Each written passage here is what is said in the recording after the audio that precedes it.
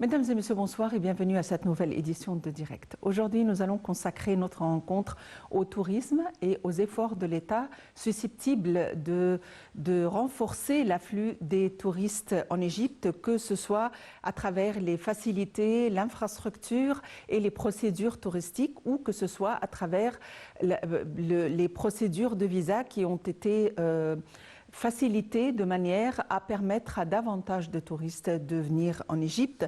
Il faut dire que l'Égypte vise à stimuler le tourisme, que ce soit à court terme, à moyen terme ou à long terme, de 30% au cours des 5 prochaines années, selon le ministre égyptien du tourisme Ahmed Aïssa. Et d'un autre côté, il y a des facilités accordées susceptibles de booster le tourisme en matière de visa. Le ministre du tourisme et des antiquités Ahmed Aïssa a annoncé un paquet de facilités liées au visa touristique pour attirer davantage de touristes en Égypte. Mais avant d'aborder le côté touristique, avant de passer en revue et d'évaluer la situation du tourisme en Égypte, il faut dire que le chef de l'État, le président Abdel Fattah el-Sisi, a reçu mercredi au palais d'Al-Ittihadiyya au Caire son homologue chypriote Nikos Christodoulidis, qui effectue sa première visite dans la région depuis son élection en février dernier. Le président Al-Sisi a examiné avec son homologue chypriote la coopération bilatérale ainsi qu'un nombre de dossiers régionaux et internationaux d'intérêt commun. Voyons les détails avec Karim Samir et Perihan Farouk.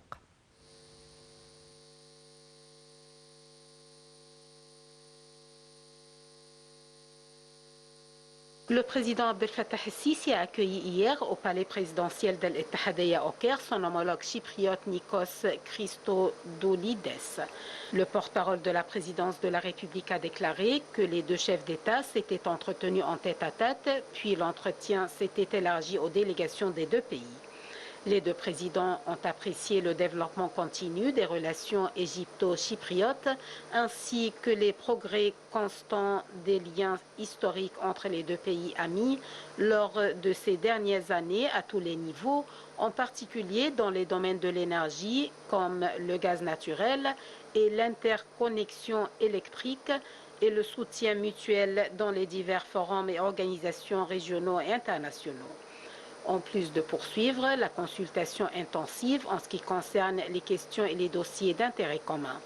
Dans ce contexte, les deux parties sont convenues de mettre en œuvre plusieurs projets communs dans le cadre du mécanisme de la coopération tripartite entre l'Égypte, Chypre et la Grèce, tout en valorisant le choix du président chypriote pour visiter le Caire, étant sa première destination étrangère dans la région après son élection à la présidence en février dernier, marquant aussi le souci de poursuivre les relations stratégiques entre les deux pays amis au niveau officiel et populaire.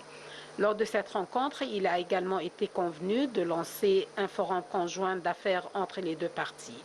Enfin, les deux présidents ont tenu une conférence de presse conjointe.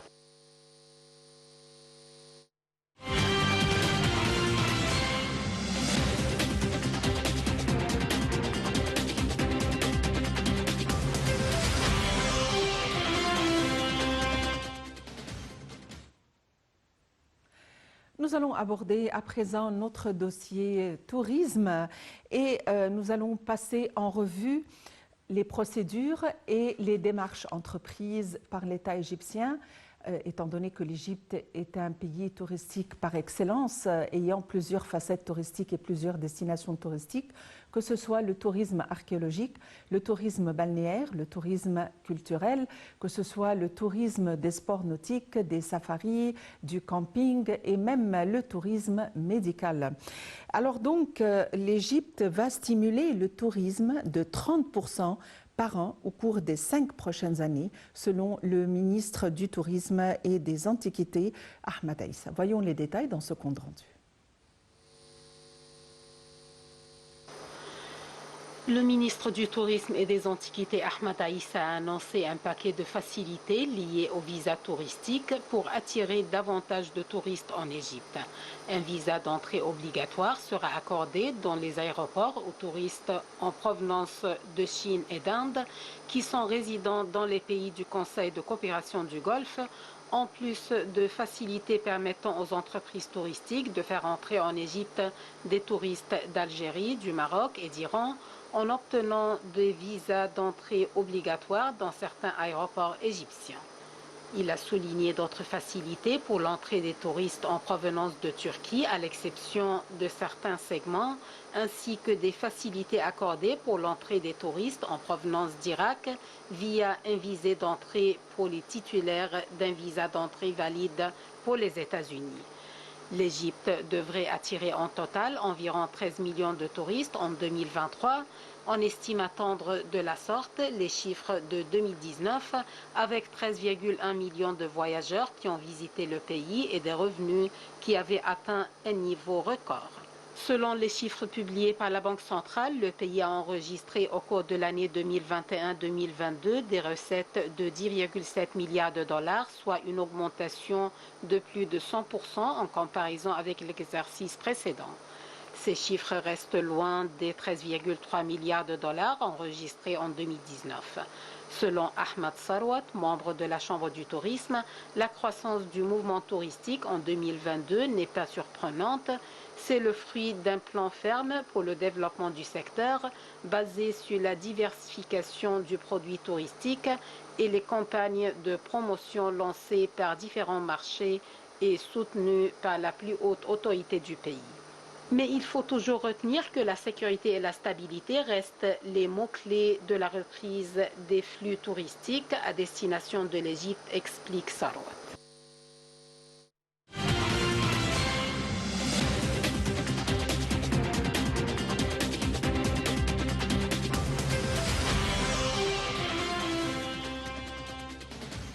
Effectivement, le visa touristique qui est susceptible de constituer une entrave pour les touristes dans le monde, en général, l'obtention du visa, eh bien, dans ce sens, l'Égypte a décidé de faciliter, tout en bien sûr sauvegardant la sécurité et ce qu'il faut, mais disons qu'il y a une gerbe et un paquet de facilités en matière de procédure de manière à faciliter l'obtention du visa pour entrer en Égypte, entre autres parmi d'autres mesures entreprises de manière à augmenter l'afflux touristique de 30% durant les 5 prochaines années. Pour nous donner plus d'explications, nous avons le plaisir d'avoir en ligne notre ami Monsieur Hazem Badawi, qui est guide touristique. Monsieur Hazem Badawi, bonsoir et bienvenue avec nous. Bonsoir madame, merci et joyeux fête de Ramadan. Merci à vous. Eh bien, Monsieur Hazem Badawi, l'État a entrepris plusieurs démarches susceptibles de faciliter, d'abord d'augmenter l'afflux des touristes en Égypte et d'un autre côté, de faciliter l'obtention du visa en tant que procédure. Tout d'abord, quelles sont les démarches entreprises pour faciliter l'obtention du visa? Nous savons que le visa égyptien n'était pas problématique auparavant. Bon, je réponds à vos questions partie à partie. Au propos du visa, maintenant, c'est très facile de l'avoir dès l'arrivée à l'aéroport, à contre-valeur, je crois, $25, l'équivalent, quelque chose comme ça, $25. Ils peuvent l'avoir aussi en ligne directe par l'Internet, mais ça c'est via les banques égyptiennes directes. Dès qu'ils arrivent, ils reçoivent le visa. Ça c'est au propos du visa. Vous avez parlé aussi de la sécurité, je crois, si j'ai bien entendu. Évidemment, l'État entreprend des démarches de manière à répondre au plan élaboré susceptible d'augmenter le tourisme de 30% durant les 5 prochaines années. Quelles sont ces démarches? Bon, à vrai dire, ça n'a pas commencé maintenant. Ils ont déjà commencé à travailler depuis 2014, lorsque ils ont déjà inauguré d'abord plusieurs musées supplémentaires. Je ne parle pas maintenant du grand musée égyptien qui n'est pas encore ouvert officiellement. Des musées à Sharm el-Sheikh, à Hurghada, premièrement. Deuxièmement, ils travaillent pour, vous vous souvenez, le COP vert, qui était COP 27, pardon, COP 27 qui était à Sharm el-Sheikh il y a quelques mois.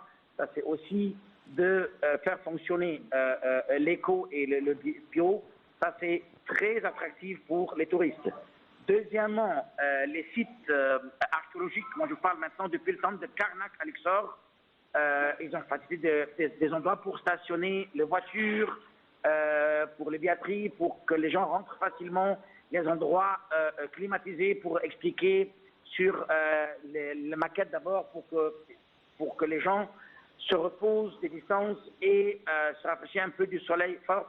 Ça, si je parle d'un seul site. Si on parle de la vallée des rois, la rive ouest et le long de toute l'Égypte, ils ont bien préparé les sites avec aussi des toilettes propres, avec plein de choses pour faciliter aux touristes, pour que les sites soient à la hauteur d'accueillir ou d'attirer les touristes de plus en plus les prochaines années. Surtout après la crise de la Covid, comme vous le savez. Voilà. Et alors, on va en profiter pour évaluer la situation du tourisme à l'heure actuelle en Égypte. C'est bientôt l'été et avant c'est Pâques. Donc, qu'en est-il quant aux réservations et à l'afflux touristique?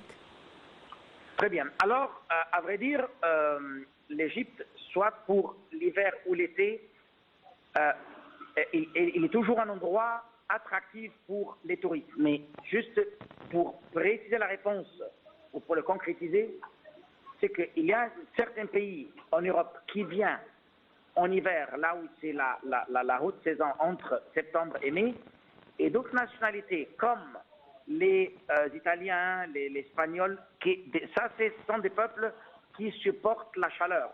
La température chez eux, il ressemble aux nôtres ici en Égypte, donc ils viennent en masse en été, surtout les Espagnols et les Italiens. Ça, c'est-à-dire, le fait maintenant de dire il y a une haute saison en hiver et l'été, ces choses ne viennent pas, ça, c'est pas très correct ou c'est pas très concret.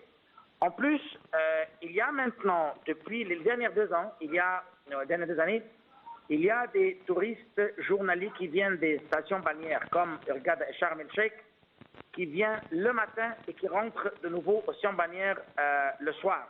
Et ça, ils viennent en avion, depuis Hurghada, depuis Sharm el-Sheikh au Caire. Ils font d'excursions journalières, ils rentrent chez eux. Donc, ça, ils fréquentent les sites, même en été. Donc, à partir de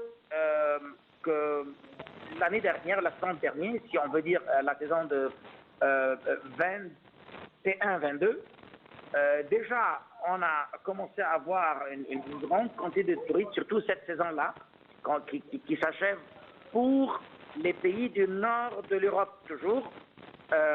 Il était pas mal du tout. Et le potentiel pour la saison prochaine, je parle toujours de la saison connue pour tout le monde qui est entre septembre et mai, le potentiel, il est très bien aussi.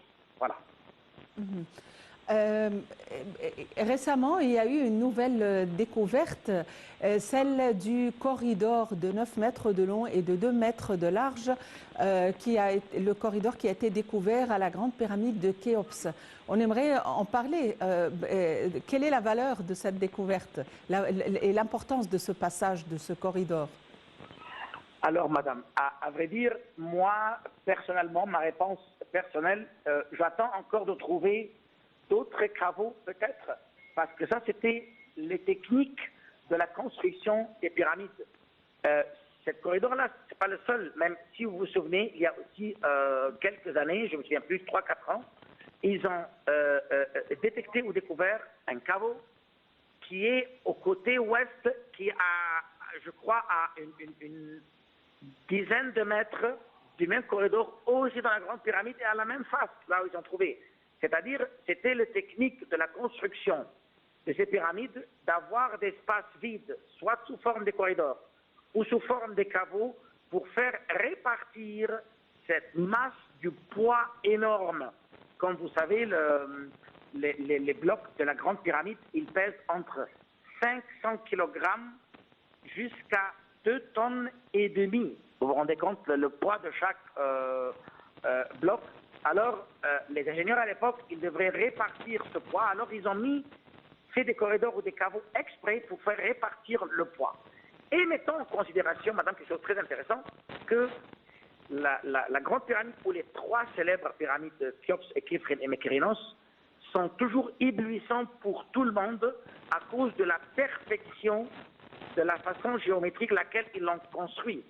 On n'oublie pas qu'il y avait déjà 200 ans avant de travail, c'est-à-dire à partir des pyramides de Djezer, la pyramide à degrés, qui était une forme pyramidale, modifiée par Imhotep. Ensuite, Sénéphro, le père de Khéops, il a su construire 3 pyramides. Ensuite, Khéops, c'était, comme on dit en français, c'est le cerise sur le gâteau ou le couronnement de la perfection géométrique. C'est pour ça que ces corridors-là, ils n'ont pas détecté d'hiéroglyphes, rien, parce que l'hiéroglyphe était connu vers la 5e dynastie, l'époque des textes des pyramides, après de Onas et 6e dynastie, et ainsi de suite. Donc, il n'y a pas d'hiéroglyphe, mais l'importance, c'est de comprendre les techniques ou la façon, les théories géométriques de faire construire ou faire répartir le poids, surtout. Ça, c'est le point essentiel de ça. Et jusqu'à maintenant, Voilà. ça reste un secret, la construction des pyramides. Et on voit des théories bizarres selon lesquelles tellement les gens sont incapables de parvenir pardon, au secret de la construction des pyramides. Ils commencent à dire que ça a été fait par des créatures extraterrestres. Tellement c'est bizarre. Non, madame, écoute, avec tout respect, bien sûr, j'ai lu, j'ai vu ça, l'histoire des extraterrestres et tout. Et ça, je vais vous dire par les preuves maintenant, dans moins qu'une minute.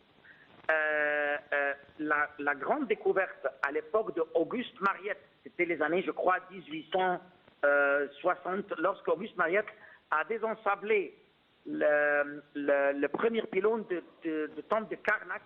Il a trouvé des échafaudages en briques crues qui expliquent sans ambiguïté que ces murs hauts étaient construits par des rampes.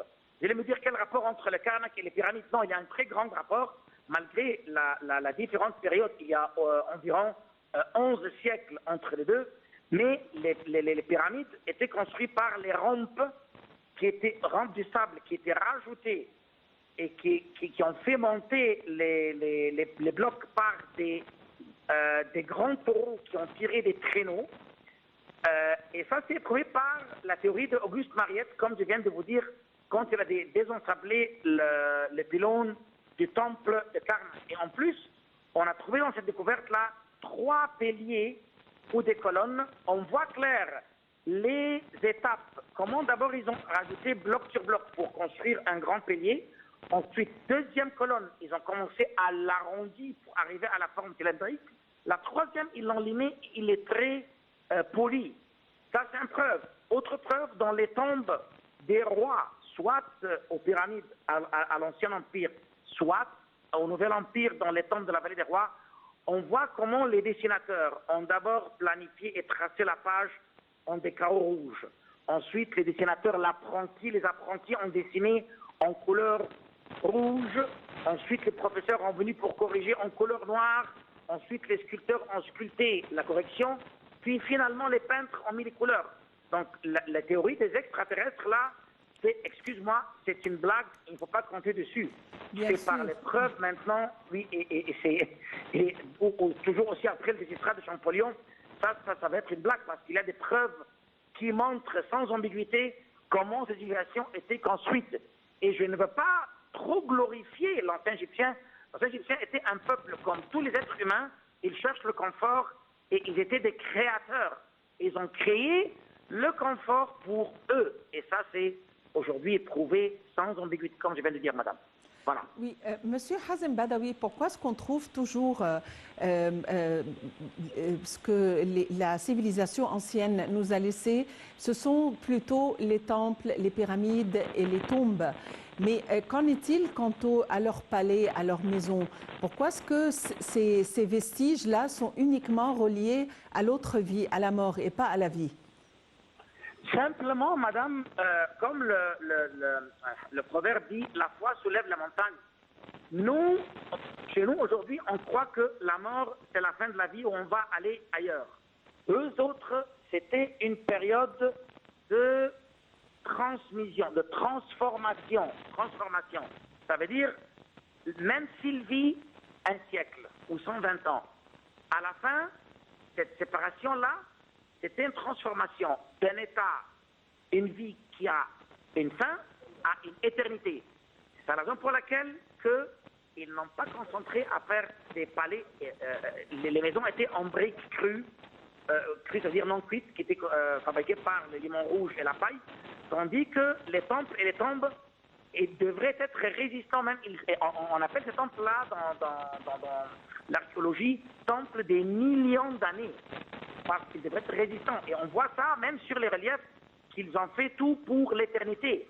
Et je crois, madame, de certaines perspectives maintenant, que ces gens-là ont pu atteindre l'éternité, le fait qu'on vient visiter leurs tombes et leurs temples jusqu'à maintenant, et on paye des fortunes, et on travaille, et on restaure.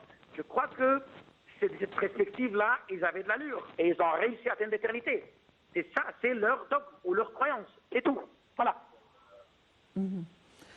Effectivement. Depuis quelque temps, des travaux étaient d'arrache-pied concernant les 25 points marquant la trajectoire de la Sainte Famille. Qu'en est-il quant à ces points? Est-ce que les 25 points sont prêts maintenant pour le pèlerinage et le tourisme aussi? Ok, il faudrait changer le sujet d'extrême ancien égyptien ou à Sainte Famille. Oui, alors, bon madame,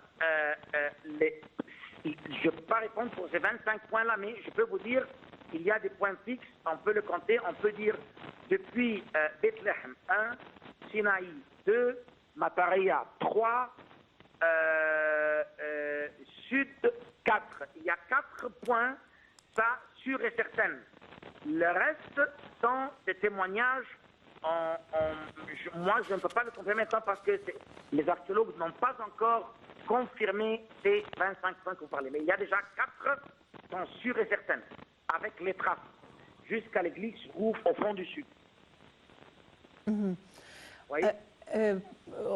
Pour revenir un peu à notre époque moderne, Oui. l'État, pour atteindre le but d'augmenter le tourisme, il applique un programme intensif qui doit durer entre 12 et 18 mois. Et ce programme consiste à travailler sur plusieurs axes, dont l'aviation. À l'heure actuelle, nous savons qu'il y a une inflation, une augmentation très importante des prix. Qu'en est-il au prix des vols, au prix des tickets d'avion? Bon, alors, à vrai dire, l'essentiel maintenant, comme vous savez, il y a déjà une crise économique mondiale, pas juste chez nous. Et ça fait dévaluer le livre égyptien, et même pas chez nous, juste en Égypte, il y a en Europe et aux États-Unis. Alors, au propos de cette histoire-là, des compagnies aériennes ou des billets d'avion, l'État égyptien a aussi autorisé à certaines compagnies aériennes privées, je ne vais pas dire le nom, vous le savez, maintenant il y a d'abord la compagnie aérienne de l'État, que vous le connaissez, elle a donné l'autorisation encore à, je crois, 2 compagnies aériennes bien considérables pour ajouter des avions pour puisse absorber cette densité de touristes, surtout pour les vols domestiques entre le Caire et Luxor, Assouan, le Sud et toute la République. Aussi, ils ont inauguré l'aéroport du Sphinx qui se trouve sur la route entre le Caire et Alexandrie. Il va bien fonctionner. Aussi, l'aéroport de Borg El Arab à Alexandrie. Donc, ça, c'est sur le plan de l'aviation. L'État, cette année, a travaillé très très fort, comme je viens de vous dire. Voilà, ils ont autorisé aux autres compagnies. Et je crois que le prochain pas qu'ils vont autoriser aux compagnies de charter d'atterrir, ça va aussi on va augmenter le flux ou le mouvement touristique. J'espère bien. Oui. Est-ce que le nouvel aéroport de Sphinx va être consacré uniquement aux vols à bas prix? Bas prix, ça, on ne peut pas le dire, je ne peux pas le confirmer parce que je ne suis pas lié à ces compagnies, mais je veux dire, il va servir, il va donner aux gens de voyage un moyen de faire des programmes qui commencent, par exemple, d'Alexandrie ou dans les hôtels qui est dans la zone, le bon lieu du Caire. Comme vous savez maintenant, le Caire il est répandu très très grand avec toute l'agglomération, elle a agrandi. Mais pour les prix, ça, je crois que ça va quand même aider parce que quand il y a des compétitions, ça va déduire un peu le prix. Je crois que ça doit être comme ça. Il y a eu quand même quelques changements sur les compagnies aériennes, même internationales. Au niveau des repas servis, certaines compagnies ne servent plus de repas. Et si les passagers veulent boire quelque chose, ils doivent payer ce qu'ils vont boire et manger, alors que ce sont des vols réguliers sur des compagnies aériennes de renommée. Aussi au niveau des valises, normalement on avait droit à 2 valises, maintenant c'est une valise. Est-ce que ceci est dû à l'inflation? Bien sûr, madame, ça vous avez tout à fait raison, parce que maintenant, comme tout le monde, ils veulent augmenter leur prix, alors ils cherchent une façon soit légale, soit d'une façon comme ça, pour augmenter. Alors bien sûr, ils ont au début, c'est autorisé 2 bagages, maintenant une seule bagage, et même parfois il y a maintenant des billets sans bagage du tout. C'est comme ça, et si on vient avec un bagage, on doit payer l'équivalent de $50, quelque chose comme ça. Bien sûr, pour les repas, pareil, ils trouvent que ça c'est des frais, et ceux qui veulent commander, ils commandent. C'est une façon. C'était pas comme ça il y a 10 ans, mais ça c'est l'influence de chaque compagnie aérienne. Il n'y a pas d'influence, mais vous avez raison. Tout ça c'est arrivé même maintenant, et le client n'a aucune influence. Il veut voyager, alors il accepte quoi que ce soit. Voilà. Oui. Pour les réservations d'hôtels, évidemment, les prix sont calculés selon l'équivalent en dollars. Et avec cette augmentation ou, disons, la dépréciation de la livre égyptienne face au dollar, qu'en est-il au tourisme intérieur pour les citoyens? Est-ce qu'on peut dire qu'il y aura une augmentation exorbitante au niveau des prix et par conséquent, ceci est susceptible d'affecter le tourisme interne? Bien sûr, madame, bien sûr, parce que pour les citoyennes internes, pour les Égyptiens, déjà la dévaluation ne convient pas du tout l'augmentation des salaires. On doit être d'accord, nous tous. D'accord? Ça, c'est pas quelque chose contre quelqu'un. Mais en plus, nous, on vit ici en Égypte, tous nos produits, on compte beaucoup pour l'importation qui coûte une devise. Alors, puisque notre livre égyptien, elle a dévalué, alors automatiquement ces hôtels, ils calculent en dollars, en euros, en devises, et l'Égyptien doit payer en livre égyptien, ce qui est devenu pour lui, bien sûr, exorbitant et au-delà de sa capacité. Et ça, c'est un problème, bien sûr, il va toucher, surtout pour les Égyptiens. Pour les touristes, chez eux, c'est le devise, ils vivent dans le devise. Donc, si on dit $100, c'est $100. Mais que tu parles pour un Égyptien, $100 ou 100 €, c'est une masse d'argent égyptien que ça va être un poids pour lui. Je parle pour l'Égyptien maintenant. Voilà. Est-ce que cette dépréciation est en faveur des touristes étrangers qui viennent avec les devises étrangères et en faisant la conversion vers la livre égyptienne, ils auront des sommes plus importantes et par conséquent, le pays est devenu beaucoup moins cher pour eux. Est-ce que c'est en faveur du tourisme en fait?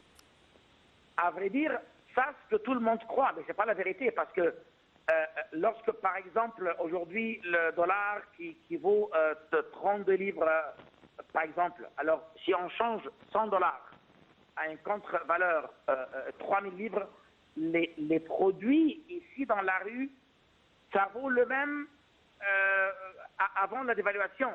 Donc, ce n'est qu'une masse d'argent qui n'a pas de valeur. Donc, c'est normal. C'est pour le touriste. Il paye $100. Hein, admettons, par exemple, un repas qui coûtait $20 il y a 2 ans. Il coûte les mêmes $20 maintenant, mais en livre égyptien, il a augmenté 10 fois ou 7 fois. Donc, ça revient au même. Juste, quand il change l'argent, il croit qu'il est devenu riche. Mais au bout d'un moment, il dépense les sous, l'argent directement vite parce que tous les prix sont augmentés. On peut dire une canette de jus, il valait 8 livres, aujourd'hui il coûte 40 livres. Donc ça revient au même. Vous comprenez ce que je veux dire, madame? C'est une théorie économique. Oui. Voilà. Monsieur Oui. Hazem Badawi, vous êtes guide touristique. Merci beaucoup pour votre intervention. Nous avons beaucoup à dire. À tout de suite.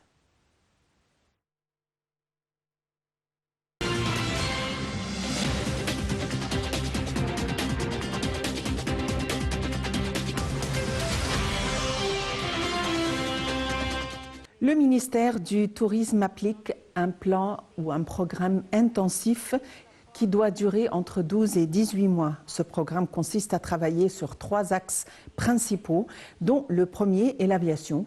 Évidemment, il y a une augmentation au niveau du nombre des vols, de sièges qu'on doit tripler et appliquer l'aviation à bas prix, qui est très rentable, surtout que l'Égypte a 5 aéroports internationaux. En outre, l'ouverture du nouvel aéroport Sphinx donnera un élan au vol à bas prix. Le deuxième axe, c'est l'amélioration des services présentés avec une augmentation de 25 à 30% par an du nombre des chambres touristiques afin de pouvoir accueillir un grand nombre de visiteurs. Et le troisième axe vise à améliorer évidemment le climat de l'investissement touristique. Voyons les détails dans ce compte rendu avec Rim Samir et Perihan Farouk. Stimuler le tourisme de 30% par an au cours des 5 prochaines années, selon le ministre égyptien du Tourisme, Ahmed Aïssa. Il a indiqué dans un communiqué que l'Égypte fait appel à des entreprises privées pour exploiter les sites touristiques et inaugurera le Grand Musée égyptien vers la fin de 2023, ajoutant que l'Égypte mérite et devrait pouvoir développer son industrie touristique de 25 à 30% par an de manière constante au cours de la prochaine décennie. Et cela devrait nous amener à environ 30 millions de visiteurs d'ici 2028. Pour atteindre ce but, le ministère applique un programme intensif qui dure de 12 à 18 mois. Ce programme consiste à travailler sur 3 axes principaux, dont le premier est l'aviation. Il y a une coordination conjointe avec le ministère de l'Aviation civile pour augmenter le nombre de vols, de sièges qu'on doit tripler et appliquer l'aviation à bas prix, qui est très rentable, surtout que l'Égypte a 5 aéroports internationaux. En outre, l'ouverture du nouvel aéroport Sphinx donnera un élan au vol à bas prix. Le deuxième axe, c'est l'amélioration des services présentés avec une augmentation de 25 à 30% par an du nombre des chambres touristiques afin de pouvoir accueillir un grand nombre de visiteurs. Le troisième axe vise à améliorer le climat de l'investissement touristique. De même, le Centre d'information et de soutien à la décision relevant du Conseil des ministres a annoncé que Fitch Solutions s'attendre à une augmentation du nombre de touristes en Égypte à moyen terme en raison de la diminution prévue des effets de la pandémie de Covid-19 et de la guerre russo-ukrainienne. Selon une infographie récemment publiée sur les perspectives du marché du tourisme en Égypte, l'Institution économique internationale prévoit que le nombre de touristes en Égypte en 2023 atteigne 11,6 millions, soit une augmentation de 46%. Aïssa a déclaré que l'Égypte jouit d'une situation géographique distinguée et offre différents types de tourisme. La Banque centrale a également indiqué que les recettes touristiques avaient augmenté de 43,5% pour atteindre un record de 4,1 milliards de dollars au premier trimestre de l'exercice 2022-2023. L'Égypte avait accueilli près de 5 millions de visiteurs au début de 2022, soit une croissance de 85% par rapport à l'année précédente.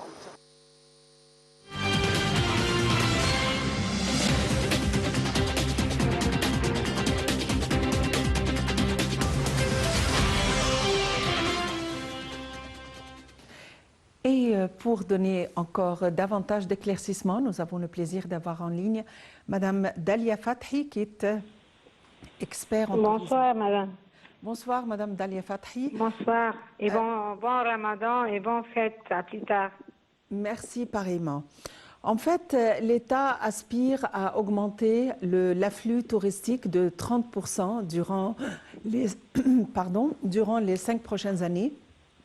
Et en fait, il y a un plan qui a été élaboré basé sur plusieurs axes, comprenant l'aviation, comprenant l'augmentation des chambres d'hôtel et l'augmentation de l'investissement.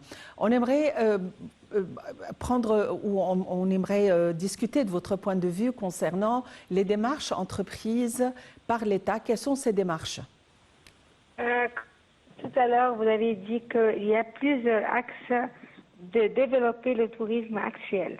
Et ça, on va récolter plus tard dans 5 ans. Vous avez raison de tout ça, mais les axes que vous parlez, c'est considéré dans le domaine du tourisme dans le plancher de tourisme quand même. Alors, on a le domaine de l'hôtel, on a des domaines pour, commençons à dire, le vol. On a des domaines aussi de la qualité de l'agence touristique qui fait travailler des guides professionnels dans le domaine. Alors, l'État a fait qu'il couvre maintenant selon le vol pour avoir des touristes avec une visa pour l'Égypte. Et ça vous donne pour l'État beaucoup d'argent. Et c'est pour ça qu'ils ont considéré le vol de charter, c'est quelque chose de très très bien pour le développement du tourisme. Deuxième chose, c'est l'axe qu'ils ont choisi de faire rejoindre les sites monumentaux avec des autoroutes, avec des choses construites par l'État pour s'approcher des sites moins de fatigue et plus de fluidité pour les touristes qui font un long voyage par exemple. Troisième aussi, c'est très important de dire que dans le domaine de l'hôtel et les chambres des hôtels et d'avoir des hôtels sur le plan de tourisme actuel, si elles s'approchent plus tard des pyramides et des côtés des grandes villes qui étaient inaugurées par le président aujourd'hui, alors c'est très important de raccourcir la distance entre les sites monumentaux avec les hôtels aussi. Et tout ça s'approche que les touristes, ils ont lu bien maintenant le projet de l'État actuel en faisant avec moi, par exemple, ces journées-là, j'ai parlé des projets aux pyramides, etc., sur les grandes villes et comment l'enchaînement avec la grande capitale, etc., avec les tunnels vers les grands hôtels. Tout ça, donne un développement du tourisme. Moi, toujours, je dis, la pyramide, c'est l'Égypte, et l'Égypte, c'est les pyramides. Mais normalement, pour parler sur les pyramides, je dois dire c'est un projet de l'État pour faire développer avec beaucoup d'argent. Et ça, c'est important. Vous vous entendez, madame? Oui, oui, je suis avec vous, allez-y. Alors, actuellement, les agences se poussent maintenant pour faire un changement des programmes, un changement des classes des hôtels les plus proches des sites monumentaux. Et ça, c'est très bien que moi, par exemple, comme guide touristique, je passe dans tous les coins des hôtels. C'est pas assez loin des pyramides. Alors, la distance est raccourcie, la distance pour les hôtels confortables pour les touristes. Ça, c'est très important. Et moi, normalement, j'ai vu plusieurs hôtels, c'était construit aujourd'hui dans la Nouvelle-Caire, très très connu, et dans les Gizeh et l'entourage de New Giza, ce sont des hôtels vraiment incroyables, la superficie, les chambres, et même aussi comment on dit, les services à l'intérieur de ces hôtels-là, c'est tout correct. À votre avis, est-ce que l'inflation et la crise économique dans le monde ont affecté quand même le mouvement touristique? Ah, c'est sûr, vous avez raison. La crise la plus proche, c'était la guerre de l'Ukraine. Alors, elle était influencée par exemple, nous, on fait, normalement, je suis une guide francophone, mais j'ai des collègues qui travaillent avec toutes les langues. Alors, par exemple, les groupes russes qui n'ont pas le temps maintenant de venir ici en Égypte. Par contre, les saisons, par exemple, actuellement, c'est important d'avoir les Russes qui partent dans cette saison parce qu'en été, c'est pire, ils ne vont pas venir à cette chaleur. Alors, la guerre, c'était influencé un petit peu sur l'Égypte parce que les gens qui vont faire un tourisme, il y a des problèmes dans leur pays. Aussi, le tremblement d'État qui a influencé sur les côtés par la Turquie. Alors, il y a des pays qui vont arrêter aussi de venir à cause de ça. Et à cause qu'il y a quelque chose qui n'est pas stable dans le côté de l'Afrique, vous savez. Et c'est pour cela qu'on doit dire, pourquoi on doit dire que c'est important que le tourisme soit en direct. Tout ce qu'on a, on doit l'afficher parce que les touristes dans leur pays, ils ne savent pas que l'Égypte est stable, non. Est-ce que, par exemple, les guerres et tout ça, ils ont donné des problèmes chez nous, par exemple. Tout ça, on doit savoir selon les programmes que vous faites actuellement maintenant. Et il y a d'autres programmes et d'autres reportages qui s'étaient consacrés sur le développement du tourisme actuel. À votre avis, est-ce que pour... un peu plus haut, s'il vous plaît, parce que moi, dans la route, dans le train électrique, avec ma voiture, j'entends mal.